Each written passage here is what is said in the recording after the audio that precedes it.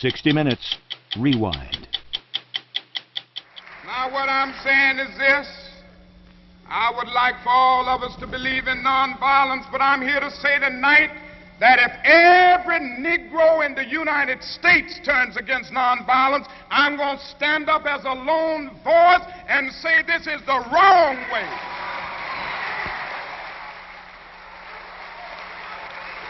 I will never change in my basic idea that nonviolence is the most potent weapon available to the Negro in his struggle for freedom and justice. I think for the Negro to turn to violence would be both impractical and immoral. There is an increasingly vocal minority who disagreed totally with your tactics, Dr. King. There's no doubt about that. I will agree that there is a group in the Negro community advocating violence now. I happen to feel that this group represents a numerical minority. Surveys have revealed this. The vast majority of Negroes still feel that the best way to deal with the dilemma that we face in this country is through nonviolent resistance. And I don't think this vocal group will be able to make a real dent in the Negro community in terms of swaying 22 million Negroes to this particular point of view. And I contend that the cry of black power is at bottom a reaction to the reluctance of white power to make the kind of changes necessary to make justice a reality for the Negro. I think we've got to see that a riot is the language of the unheard.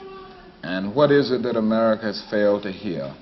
It has failed to hear that the economic plight of the Negro poor has worsened over the last few years. How many summers like this one do you imagine that we can expect? Well, I would say this, we don't have long. The mood of the Negro community now is one of urgency, one of saying that we aren't going to wait, that we've got to have our freedom. We've waited too long. So that I would say that every summer we are going to have this kind of vigorous protest. My hope is that it will be nonviolent. I would hope that we can avoid riots because riots are self-defeating and socially destructive. I would hope that we can avoid riots, but that we will be as militant and as determined next summer and through the winter as we have been this summer. And I think the answer about how long it will take will depend on the federal government, on the city halls of our various cities, and on white America to a large extent. This is where we are at this point, and I think white America will determine how long it will be and which way we go in the future. Even Senator Jacob Javits asked the question recently.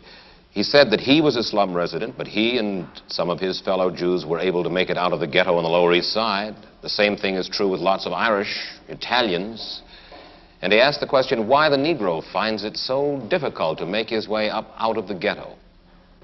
Well, number one, no other racial group has been a slave on American soil. It's nice to say other people were down and they got up. They were not slaves on American soil. The other thing is that the Negro has had high visibility. And because of the prejudices existing in this country, his color has been against him. It's been against him, and they've used this to keep him from moving up. In the final analysis, when you say to a man that you are in this position because of your race or because of your color, you say to that man that he can never get out of it. Other racial groups have been able maybe to change the accent or change the names, but the Negro can't.